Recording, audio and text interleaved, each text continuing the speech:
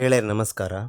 ನಾನು ಶ್ರೀ ಗಜಾನನ್ ಶೆಟ್ಟಿ, ಪದವೀಧರ ಪ್ರಾಥಮಿಕ ಶಿಕ್ಷಕ, PM ಶ್ರೀ ಕುವೆಂಪು ಶತಮಾನೋತ್ಸವ ಉನ್ನತೀಕರಿಸಿದ ಮಾದರಿ ಹಿರಿಯ ಪ್ರಾಥಮಿಕ ಶಾಲೆ ನಾಲ್ಯಪದವು, ಶಕ್ತಿನಗರ, ಮಂಗಳೂರು ದಕ್ಷಿಣ ಕನ್ನಡ ಜಿಲ್ಲೆ.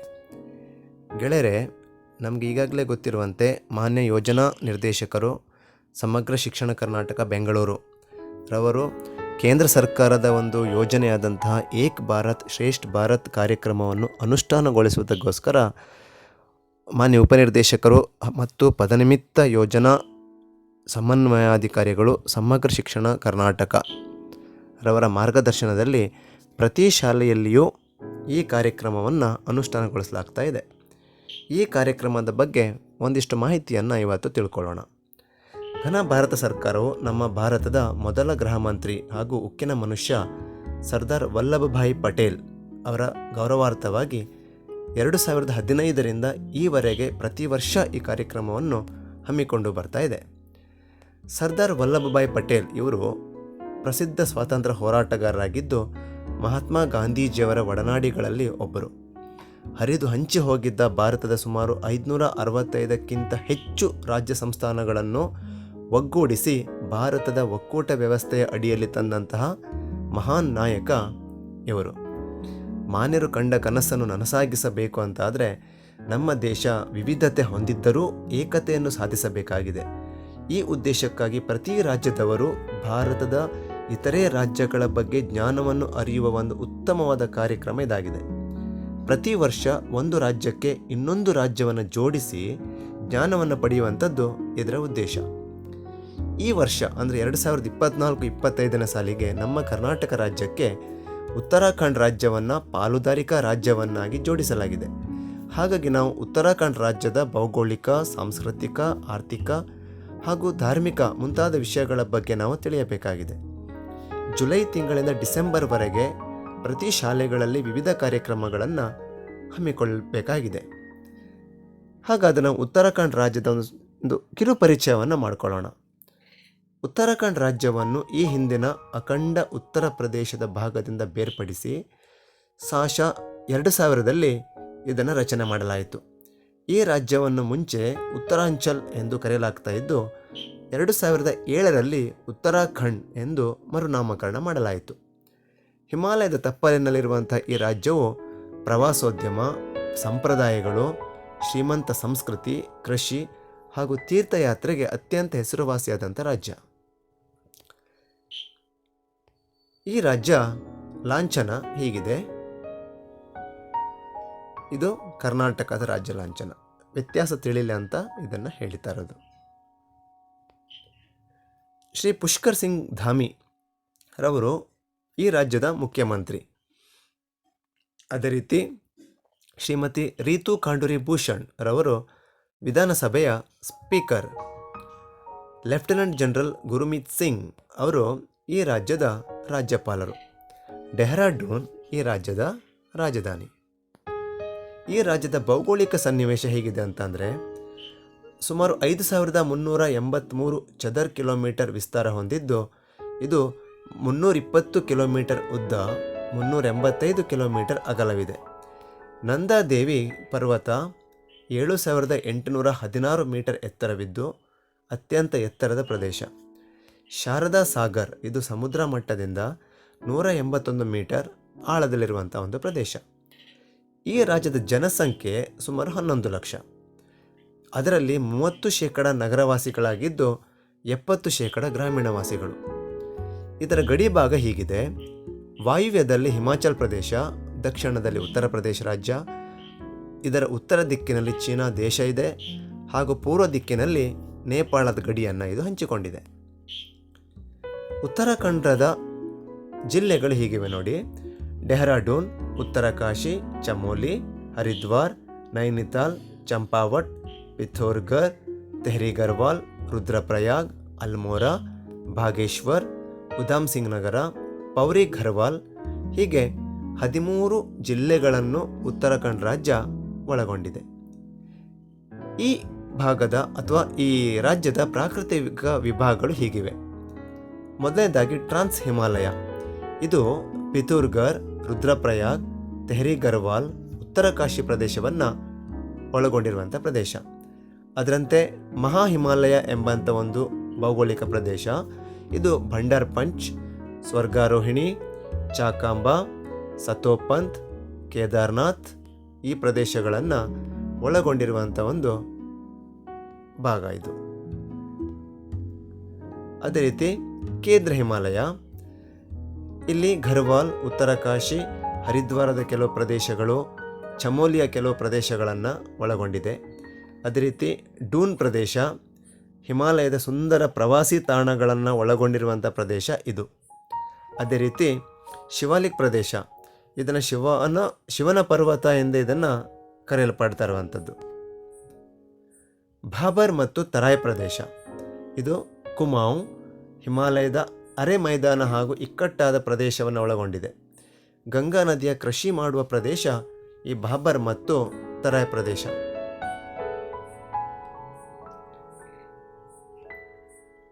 ಅದರಂತೆ ಗಂಗಾ ಮೈದಾನ, ಇದು ಭಾರತದ ಪ್ರಪಂಚದ ಅತ್ಯಂತ ಫಲವತ್ತಾದಂಥ ಪ್ರದೇಶ. ಅಲ್ಪ ಕಾಡು ಪ್ರದೇಶ ಇದೆ, ಹಲವು ತೀರ್ಥಯಾತ್ರೆ ಪ್ರದೇಶಗಳನ್ನು ಒಳಗೊಂಡಿದೆ. ಅದೇ ರೀತಿ ವಿಶಾಲವಾದ ಮೈದಾನ ಪ್ರದೇಶವನ್ನು ಕೂಡ ಒಳಗೊಂಡಿದ್ದು ಹೆಚ್ಚಿನ ಪ್ರಮಾಣದಲ್ಲಿ ಈ ಭಾಗದಲ್ಲಿ ಕೃಷಿಯನ್ನು ಮಾಡಲಾಗುತ್ತೆ. ಉತ್ತರಾಖಂಡ್ ರಾಜ್ಯದ ತೀರ್ಥಯಾತ್ರೆ ಮತ್ತು ಪ್ರವಾಸಿ ತಾಣಗಳು ಹೀಗಿವೆ: ಚಾರ್ಧಾಮ್, ಕೇದಾರ್ನಾಥ್, ಗುಪ್ತಕಾಶಿ, ಋಷಿಕೇಶ,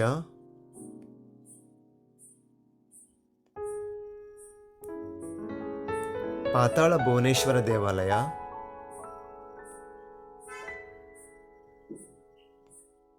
ಹರಿದ್ವಾರ್,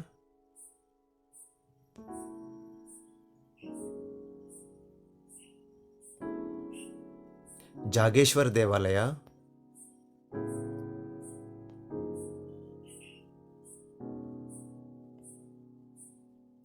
ಭಾಗೇಶ್ವರ್ ದೇವಾಲಯ,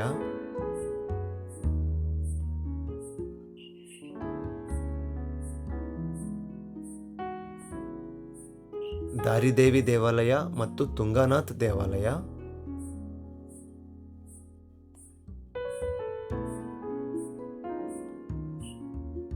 ಚಮೋಲಿ,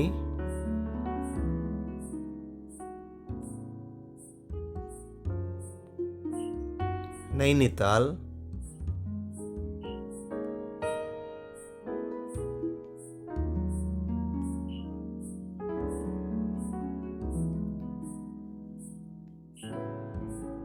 ನಂದಾದೇವಿ,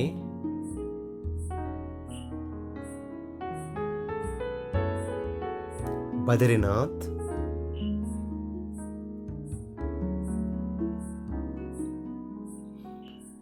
ಈ ರಾಜ್ಯದ ಜನಾಂಗಗಳು ಯಾವುದು ಅಂತಂದರೆ ರಾಜಿ, ಬೋಕ್ಸಾ ಹಾಗೂ ಬೋಟಿಯಾ ಎಂಬಂಥ ಜನಾಂಗಗಳು ಇಲ್ಲಿ ಕಂಡುಬರುತ್ತೆ.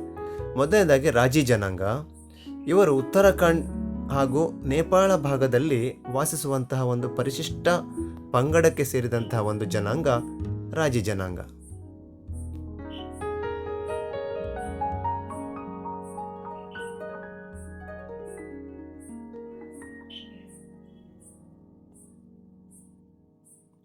ಬೇಟೆಗಾರಿಕೆ ಇವರ ಕುಲಕಸುಬು. ಜೇನು, ಮಾಂಸ, ಮರದ ಬಟ್ಟಲುಗಳನ್ನು ಮಾರುವುದು ಇವರ ಪ್ರಮುಖ ಕೆಲಸ. ಇವರು ಟಿಬೆಟೋ ಬರ್ಮನ್ ಭಾಷೆಯನ್ನು ಮಾತನಾಡುವ ಜನಾಂಗ. ಇನ್ನೊಂದು ಬೋಕ್ಸಾ ಜನಾಂಗ. ಇವರು ಉತ್ತರಾಖಂಡ್ ಮತ್ತು ಉತ್ತರ ಪ್ರದೇಶ ಭಾಗದಲ್ಲಿ ಕಂಡುಬರ್ತಾರೆ ಮತ್ತು ನೈನಿತಾಲ್ ಭಾಗದಲ್ಲಿ ಹೆಚ್ಚು ಕಂಡುಬರ್ತಾರೆ. ಇವರು ಸಹ ಪರಿಶಿಷ್ಟ ಪಂಗಡಕ್ಕೆ ಸೇರಿದ ಒಂದು ಜನಾಂಗವಾಗಿದ್ದು ಬೋಕ್ಸಾ ಎಂಬಂಥ ಒಂದು ಭಾಷೆಯನ್ನು ಮಾತಾಡ್ತಾರೆ.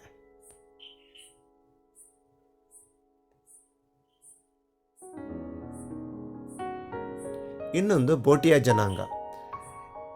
ಬೋಟಿಯಾ ಅಥವಾ ಬೋಟ್ ಜನಾಂಗ ಅಂತ ಇವನ್ನ ಕರೆಯಲಾಗ್ತದೆ. ಟಿಬೆಟಿಕ್ ಮತ್ತು ಲಡಾಖಿ ಭಾಷೆಯನ್ನು ಮಾತನಾಡುವ ಜನಾಂಗ ಇವರು. ಉತ್ತರಾಖಂಡ್, ಹಿಮಾಚಲ್ ಪ್ರದೇಶದ ಭಾಗದಲ್ಲಿ ಹೆಚ್ಚಾಗಿ ವಾಸ ಮಾಡ್ತಾ ಇದ್ದಾರೆ. ಹಿಂದೂ ಧರ್ಮದ ಪಾಲನೆ ಹಾಗೂ ಮದುವೆಯ ವಿಶೇಷ ಸಂಪ್ರದಾಯಕ್ಕೆ ಇವರು ತುಂಬ ಹೆಸರುವಾಸಿ. ಅಂತ್ಯ ಸಂಸ್ಕಾರಗಳನ್ನು ಮಾಡುವುದು ಹೇಗಿತ್ತು ಅಂತಂದರೆ, ವಿಶೇಷವಾಗಿ ಸಾಂಕ್ರಾಮಿಕ ಕಾಯಿಲೆಯಿಂದ ಸತ್ತರೆ ಹೂಳ್ತಾ ಇದ್ದರು. ಸಹಜವಾಗಿ ಸತ್ತರೆ ಅವರನ್ನು ಸುಡುವ ಸಂಪ್ರದಾಯವನ್ನು ಈ ಜನಾಂಗದವರು ಮಾಡ್ತಿದ್ದಾರೆ. ಇವರು ಅಲೆಮಾರಿ ಹಾಗೂ ಅರೆ ಅಲೆಮಾರಿಗಳು. ಏಕದಳ ರತ್ನಗಳು, ಗಿಡಮೂಲಿಕೆ ವ್ಯಾಪಾರ ಇವರು ಮಾಡ್ತಾಯಿದ್ರು. ಉಣ್ಣೆ ಬಟ್ಟೆ ತಯಾರಿಸುವ ಕಲೆಯಲ್ಲಿ ಇವರದ್ದು ಎತ್ತಿದ ಕೈ. ಬೋಟಿಯ ನಾಯಿ ಎನ್ನುವಂಥದ್ದನ್ನು ಇವರು ಹೆಚ್ಚಾಗಿ ಸಾಕಾಣಿಕೆ ಮಾಡ್ತಾರೆ. ಕಾರಣ ಏನು ಅಂತಂದರೆ, ಆ ಉಣ್ಣೆ ಇರುವ ಕುರಿಗಳನ್ನು ಕಾಪಾಡುವುದಕ್ಕೋಸ್ಕರ ಈ ಬೋಟಿಯ ನಾಯಿಗಳನ್ನು ಅವರು ಸಾಕ್ತಾರೆ. ಉತ್ತರಾಖಂಡದ ಸಂಸ್ಕೃತಿ. ಉತ್ತರಾಖಂಡ್ ಸುಂದರವಾದಂತಹ ಗರ್ವಾಲಿ ಮತ್ತು ಕುಮಾವೋನಿ ಸಂಸ್ಕೃತಿಗೆ ಹೆಸರುವಾಸಿಯಾದಂಥ ರಾಜ್ಯ. ವಿವಿಧ ಸಂಪ್ರದಾಯಗಳು, ಧರ್ಮಗಳು, ಜಾತ್ರೆ, ಹಬ್ಬಗಳು, ಜಾನಪದ ನೃತ್ಯಗಳು, ಸಂಗೀತ ಇವು ಈ ಭಾಗದ ವಿಶೇಷತೆ. ಮೊದಲನೇದಾಗಿ ಗರ್ವಾಲಿ ಸಂಸ್ಕೃತಿ. ಜೌನ್ಸಾರಿ, ಮರ್ಚಿ, ಜಾತಿ ಮತ್ತು ಸೈಲಾನಿ ಸೇರಿದಂತೆ ಹಲವಾರು ಉಪಭಾಷೆಗಳನ್ನು ಹೊಂದಿರುವಂತಹ ಗರ್ವಾಲಿ ಇಲ್ಲಿ ಮಾತನಾಡುವ ಮುಖ್ಯ ಭಾಷೆ. ಹಲವಾರು ಜನಾಂಗೀಯ ಗುಂಪುಗಳು ಮತ್ತು ಜಾತಿಗಳಿಗೆ ಸೇರಿದ ಜನರು ಇಲ್ಲಿ ವಾಸ ಮಾಡ್ತಾ ಇದ್ದಾರೆ. ಇವುಗಳಲ್ಲಿ ಆರ್ಯನ್ ಮೂಲಕ್ಕೆ ಸೇರಿರುವಂತಹ ಕೆಲವು ಜನಾಂಗ, ಅದರಲ್ಲಿ ವಿಶೇಷವಾಗಿ ರಜಪೂತರು, ಜೊತೆಗೆ ರಜಪೂತರ ನಂತರ ಬಂದಂತಹ ಬ್ರಾಹ್ಮಣರು, ಉತ್ತರ ಪ್ರದೇಶಗಳಲ್ಲಿ ಉಳಿದುಕೊಂಡಿರುವಂತಹ ಜೌನ್ಸಾರಿ, ಜಾದ್, ಮಾರ್ಚಸ್ ಮತ್ತು ವಾನ್ ಗುಜರ್ ಎಂಬ ಬುಡಕಟ್ಟು ಜನಾಂಗದವರು ಕೂಡ ಈ ಒಂದು ಸಂಸ್ಕೃತಿಗೆ ಸೇರಿದವರು. ಇನ್ನೊಂದು ಕುಮಾವೋನಿ ಸಂಸ್ಕೃತಿ. ಕುಮಾವೋನ್ ಅಥವಾ ಕುಮಾವೋನಿ ಸಂಸ್ಕೃತಿ ಅಂತ ಕರಿತೀವಿ. ಕುಮಯ್ಯ, ಗಂಗೋಲಾ, ಸೋರಿಯಾಲಿ, ಸಿರಾಲಿ, ಅಸ್ಕೋಟಿ, ದನ್ಪುರಿಯಾ, ಜೋಹಾರಿ, ಚೌಗರ್ ಖ್ಯಾಲಿ, ಮಜ್ ಕುಮಯ್ಯ, ಕಾಸ್ಪರ್ಜಿಯಾ, ಪಚೈ ಮತ್ತು ರಚೌ ಭೈಸಿ ಸೇರಿದಂತೆ 13 ಉಪಭಾಷೆಗಳನ್ನು ಮಾತನಾಡುವಂತಹ ಒಂದು ಸಂಸ್ಕೃತಿ ಈ ಕುಮಾವೋನಿ ಸಂಸ್ಕೃತಿ. ಈ ಭಾಷೆಗಳ ಒಂದು ಗುಂಪನ್ನು ಕೇಂದ್ರ ಪಹಾರಿ ಭಾಷೆಗಳ ಗುಂಪು ಎನ್ನುವ ಹೆಸರಲ್ಲಿ ಕರೆಯಲಾಗುತ್ತೆ. ಪುರಾಣಗಳಲ್ಲಿ ಬರುವಂಥ ವೀರರು, ನಾಯಕಿಯರು, ಶೌರ್ಯ, ದೇವರು, ದೇವತೆಗಳ ಮತ್ತು ರಾಮಾಯಣದ ಮತ್ತು ಮಹಾಭಾರತದಲ್ಲಿ ಚಿತ್ರಿಸಿದಂತಹ ಪಾತ್ರಗಳನ್ನು ಒಳಗೊಂಡಿರುವ ಕುಮಾವೋನ್ ತನ್ನ ಜಾನಪದ ಸಾಹಿತ್ಯದಲ್ಲಿ ಅತ್ಯಂತ ಶ್ರೀಮಂತವಾಗಿದೆ. ಕುಮಾವೋನ್ ಅತ್ಯಂತ ಜನಪ್ರಿಯ ನೃತ್ಯ ಪ್ರಕಾರ ಯಾವುದು ಅಂತಂದರೆ ಝಲರಿಯಾ ಎಂಬಂಥ ಒಂದು ನೃತ್ಯ ಪ್ರಕಾರ. ಇದು ಸಮರ ಸಂಪ್ರದಾಯಗಳಿಗೆ ಸಂಬಂಧಿಸಿತು. ಎಲ್ಲ ಹಬ್ಬಗಳನ್ನು ಬಹಳ ಉತ್ಸಾಹದಿಂದ ಇವರು ಆಚರಣೆ ಮಾಡ್ತಾರೆ ಮತ್ತು ಇಂದಿಗೂ ಅಂಥ ಸಾಂಪ್ರದಾಯಿಕ ನೃತ್ಯ ಪ್ರಕಾರಗಳಿಗೆ ಈ ಒಂದು ಸಂಸ್ಕೃತಿ ಸಾಕ್ಷಿಯಾಗಿದೆ. ಹರೇಲಾ ಎಂಬಂಥದ್ದು ಮಳೆಗಾಲ ಅಥವಾ ಮಾನ್ಸೂನ್ ಆರಂಭವನ್ನು ಸೂಚಿಸುವಂತಹ ಒಂದು ಹಬ್ಬ. ಕುಮಾವೋನ್ ಸಮುದಾಯಕ್ಕೆ ಸೇರಿದ ಜನರು ಈ ಹಬ್ಬವನ್ನು ಶ್ರಾವಣ ಮಾಸದಲ್ಲಿ ಅಂದರೆ ಜುಲೈ ಆಗಸ್ಟ್ ತಿಂಗಳಲ್ಲಿ ಸಾಮಾನ್ಯವಾಗಿ ಆಚರಣೆ ಮಾಡ್ತಾರೆ. ಈ ಹಬ್ಬವನ್ನು ಚೈತ್ರ ಮಾಸದಲ್ಲಿ ಅಂದರೆ ಮಾರ್ಚ್ ಏಪ್ರಿಲ್ನಲ್ಲಿ ಬಿಥೌಲಿ ಎಂಬ ಆಚರಣೆಯನ್ನು ಮಾಡುವುದರ ಮೂಲಕ ಆರಂಭ ಆಗುತ್ತೆ. ಅಲ್ಲಿ ಮಹಿಳೆಯರು ಮಣ್ಣಿನಲ್ಲಿ ಬೀಜಗಳನ್ನು ಬಿತ್ತುತ್ತಾರೆ. ನಂತರ ಹಬ್ಬದ ಅಂತ್ಯದ ವೇಳೆಗೆ ಅವರು ಹರೇಲಾ ಎಂಬಂಥ ಒಂದು ಕರೆಯಲ್ಪಡುವ ಪೈರನ್ನು ತೆಗೆದುಕೊಂಡು ಬಂದು ಸುಗ್ಗಿಯನ್ನು ಆಚರಣೆ ಮಾಡ್ತಾರೆ. ಕುಮಾವೋನಿ ಹೋಳಿ ಎಂಬಂಥ ಹೋಳಿ ಆಚರಣೆ ಮಾಡ್ತಾರೆ. ಇಲ್ಲಿ 3 ಥರದ ಹೋಳಿಯನ್ನು ಆಚರಣೆ ಮಾಡ್ತಾರೆ. ಬೈತ್ಕಿ ಹೋಳಿ, ಖಾರಿ ಹೋಳಿ ಮತ್ತು ಮಹಿಳಾ ಹೋಳಿ. ಈ 3 ರೂಪಗಳಲ್ಲಿ ಆಚರಣೆ ಮಾಡಲಾಗುತ್ತೆ. ಈ ಹಬ್ಬದ ವೈಶಿಷ್ಟ್ಯ ಏನು ಅಂತಂದರೆ ಇದನ್ನು ಸಂಗೀತದ ಜೊತೆಯಲ್ಲಿಯೇ ಆಚರಿಸುವಂಥದ್ದು. ಜಾಗೇಶ್ವರದಲ್ಲಿ ಒಂದು ಶಿವನ ದೇವಾಲಯ ಇದೆ. ಅಲ್ಲಿ ಬೈಸಾಖ್ ತಿಂಗಳ 15ನೇ ದಿನ ಜಾಗೇಶ್ವರ ಜಾತ್ರೆ ಅಂತ ಮಾಡ್ತಾರೆ. ಇದು ಮಾರ್ಚ್ ಅಂತ್ಯದಲ್ಲಿ ಆರಂಭ ಆಗಿ ಏಪ್ರಿಲ್ ಆರಂಭದವರೆಗೂ ಕೂಡ ಇದು ನಡೆಯುತ್ತೆ. ಜಾತ್ರೆಯ ಸಮಯದಲ್ಲಿ ಜನರು ಏನು ಮಾಡ್ತಾರೆ ಅಂತಂದರೆ, ಒಂದು ರೀತಿಯ ನಂಬಿಕೆ ಇದೆ. ಅಲ್ಲಿ ಬ್ರಹ್ಮಕುಂಡ ಎಂದು ಕರೆಯಲ್ಪಡುವ ಒಂದು ಸ್ನಾನ ಕೊಳ, ಪವಿತ್ರ ಸ್ನಾನ, ಸಾಮೂಹಿಕ ಸ್ನಾನವನ್ನು ಆ ಬ್ರಹ್ಮಕುಂಡದಲ್ಲಿ ಮಾಡಲಾಗತ್ತೆ. ಇಲ್ಲಿ ವಿಶೇಷವಾಗಿ ಕುಂಭಮೇಳ, ಇದು ಜಗದ್ವಿಖ್ಯಾತ. ಉತ್ತರಾಖಂಡದ ಅತ್ಯಂತ ದೊಡ್ಡ ಮತ್ತು ಅತ್ಯಂತ ಜನಪ್ರಿಯವಾದಂಥ ಹಬ್ಬ ಈ ಕುಂಭಮೇಳ. ಈ ಮೇಳ 3 ತಿಂಗಳ ಅವಧಿಯ ಒಂದು ಉತ್ಸವ. ಇದು ಅಲಹಾಬಾದ್, ಹರಿದ್ವಾರ್, ಉಜ್ಜಯಿನಿ ಮತ್ತು ನಾಸಿಕ್ ಈ 4 ಪವಿತ್ರ ಕ್ಷೇತ್ರಗಳಲ್ಲಿ ನಡೆಯುವಂತಹ ಒಂದು ಮೇಳ ಕುಂಭಮೇಳ. ಪ್ರತಿ 3 ವರ್ಷಗಳಿಗೊಮ್ಮೆ ಪ್ರತಿಯೊಂದು ಸ್ಥಳದಲ್ಲಿ ನಡೀತಾ ಹೋಗುತ್ತೆ. ಅಂದರೆ ಯಾವುದೇ ಒಂದು ಸ್ಥಳದಲ್ಲಿ ಇನ್ನೊಮ್ಮೆ ಕುಂಭಮೇಳ ಆಗಬೇಕು ಅಂತಂದರೆ ಆ ಪ್ರದೇಶದವರು 12 ವರ್ಷಗಳ ಕಾಲ ಕಾಯಬೇಕಾಗತ್ತೆ.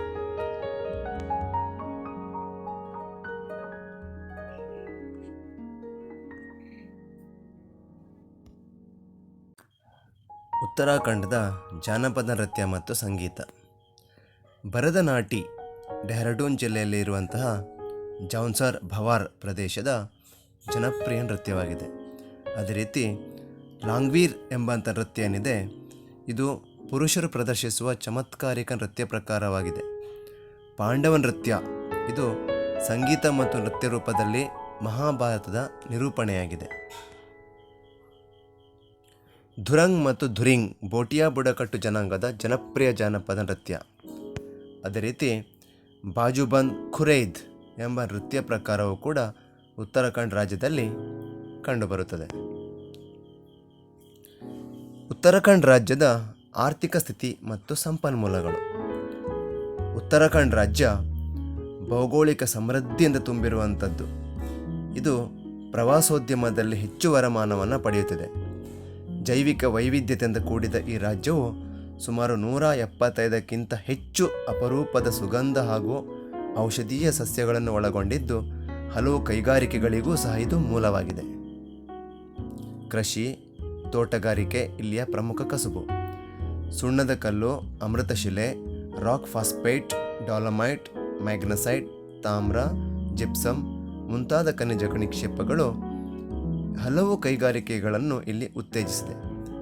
ಅದರ ಪರಿಣಾಮವಾಗಿ ಸುಮಾರು 25,294ಕ್ಕಿಂತ ಹೆಚ್ಚು ಕೈಗಾರಿಕೆಗಳನ್ನು ಉತ್ತರಾಖಂಡ್ ರಾಜ್ಯವು ಒಳಗೊಂಡಿದೆ.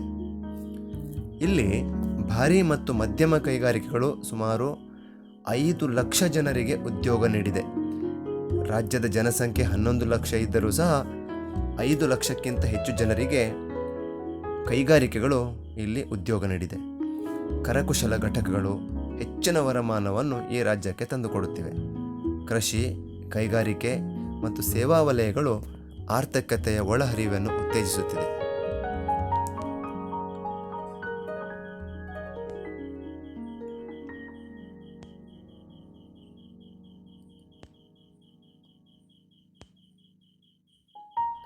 ಉತ್ತರಾಖಂಡದಲ್ಲಿರುವ ವನ್ಯಮೃಗಧಾಮ ಮತ್ತು ಪಕ್ಷಿಧಾಮಗಳು.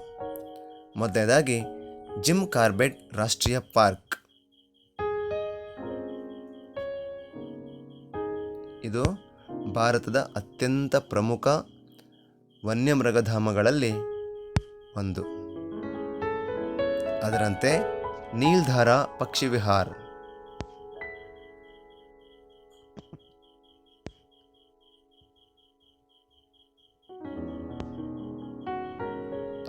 ನಂದಾದೇವಿ ರಾಷ್ಟ್ರೀಯ ಉದ್ಯಾನವನ. ಇದು ಸಹ ಭಾರತದ ಪ್ರಮುಖ ರಾಷ್ಟ್ರೀಯ ಉದ್ಯಾನವನಗಳಲ್ಲಿ ಒಂದು. ಅಸ್ಕೋಟ ಜಿಂಕೆ ಅಭಯಾರಣ್ಯ, ವಿಶೇಷವಾಗಿ ಜಿಂಕೆಗಳಿಗಾಗಿಯೇ ಸಂರಕ್ಷಿಸಲ್ಪಟ್ಟಂಥ ಒಂದು ಅಭಯಾರಣ್ಯ.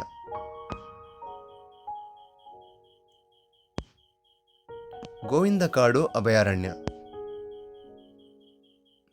ಉತ್ತಮವಾದ ಜನಪ್ರಿಯ ಪ್ರವಾಸಿ ತಾಣಗಳಲ್ಲಿ ಇದು ಸಹ ಒಂದು.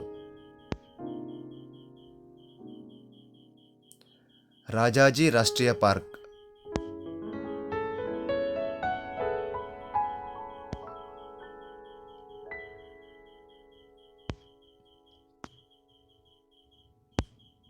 ಹೀಗೆ ಹಲವು ರಾಷ್ಟ್ರೀಯ ಉದ್ಯಾನವನಗಳನ್ನು ಹಾಗೂ ವನ್ಯಮೃಗಧಾಮಗಳನ್ನು, ಪಕ್ಷಿಧಾಮಗಳನ್ನು ಈ ಉತ್ತರಾಖಂಡ್ ರಾಜ್ಯವು ಒಳಗೊಂಡಿದೆ.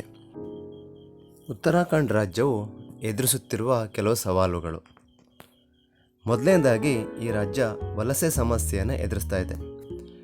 ಉತ್ತರಾಖಂಡ್ ರಾಜ್ಯ 2 ರಾಜ್ಯಗಳು ಹಾಗೂ 2 ದೇಶಗಳ ಗಡಿಯನ್ನು ಹಂಚಿಕೊಂಡಿದೆ. ಅದರಲ್ಲಿಯೂ ವಿಶೇಷವಾಗಿ ಚೀನಾ ಮತ್ತು ನೇಪಾಳ ಗಡಿಯನ್ನು ಹಂಚಿಕೊಂಡಿರುವುದರಿಂದಾಗಿ ಗಡಿ ದೇಶಗಳ ವಲಸಿಗರು ಆಗಮಿಸಿ ರಾಷ್ಟ್ರದ ಐಕ್ಯತೆಗೆ ಧಕ್ಕೆ ತರುವ ಸಾಧ್ಯತೆಯೇ ಹೆಚ್ಚಾಗ್ತಾ ಇದೆ. ಎರಡನೇದಾಗಿ ಪ್ರವಾಸೋದ್ಯಮಕ್ಕೆ ನೆರವಿನ ಕೊರತೆ. ಈ ರಾಜ್ಯವು ಅತ್ಯುತ್ತಮ ಪ್ರವಾಸಿ ತಾಣವಾಗಿದ್ದು ಪ್ರವಾಸೋದ್ಯಮ ಆರ್ಥಿಕತೆಗೆ ಹೆಚ್ಚಿನ ವರಮಾನವನ್ನು ತಂದುಕೊಡ್ತಾ ಇದೆ. ಆದರೆ ಸರ್ಕಾರದಿಂದ ಈ ಪ್ರವಾಸೋದ್ಯಮಕ್ಕೆ ಹೆಚ್ಚಿನ ಅನುದಾನದ ನಿರೀಕ್ಷೆಯನ್ನು ಮಾಡಲಾಗ್ತಾ ಇದೆ. ಮೂರನೇದಾಗಿ ಪ್ರಕೃತಿ ವಿಕೋಪ. ಹಿಮಾಲಯದ ತಪ್ಪಲಿನಲ್ಲಿರುವಂತಹ ಈ ರಾಜ್ಯ ಪದೇ ಪದೇ ಸಂಭವಿಸುವಂತಹ ಭೂಕುಸಿತ, ಗುಡ್ಡ ಕುಸಿತ ಹಾಗೂ ಹಿಮಪಾತಗಳಿಗೆ ಒಳಗಾಗುವ ಸಾಧ್ಯತೆಗಳು ಹೆಚ್ಚು. ಕೊನೆಯದಾಗಿ ಪ್ರವಾಸಿಗರ ನಿಯಂತ್ರಣ. ಬೇರೆ ಬೇರೆ ರಾಜ್ಯಗಳಿಂದ ಹಾಗೂ ವಿದೇಶಗಳಿಂದಲೂ ಸಹ ಈ ರಾಜ್ಯಕ್ಕೆ ಪ್ರವಾಸಿಗರು ಹೆಚ್ಚಾಗಿ ಬರೋದರಿಂದಾಗಿ ಅವರ ನಿಯಂತ್ರಣ ದೊಡ್ಡ ಸಮಸ್ಯೆಯಾಗಿ ಪರಿಣಮಿಸಿದೆ.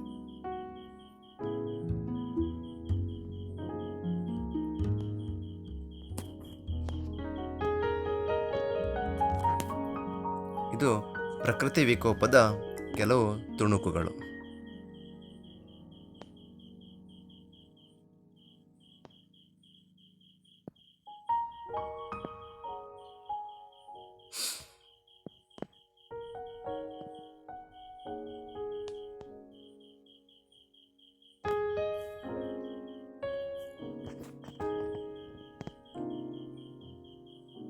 ಏಕ್ ಭಾರತ್ ಶ್ರೇಷ್ಠ ಭಾರತ್ ಎಂಬ ಈ ಯೋಜನೆಯು ಎಲ್ಲ ಶಿಕ್ಷಕರು ತಮ್ಮ ತಮ್ಮ ಶಾಲೆಯಲ್ಲಿ ವಿದ್ಯಾರ್ಥಿಗಳಿಗೆ ಅನುಕೂಲವಾಗುವ ದೃಷ್ಟಿಯಿಂದ ಅನುಷ್ಠಾನಗೊಳಿಸಬೇಕಾಗಿ ಕೇಳಿಕೊಳ್ಳುತ್ತಾ ಈ ವಿಡಿಯೋವನ್ನು ಇಲ್ಲಿಗೆ ಮುಗಿಸ್ತಾ ಇದ್ದೇನೆ.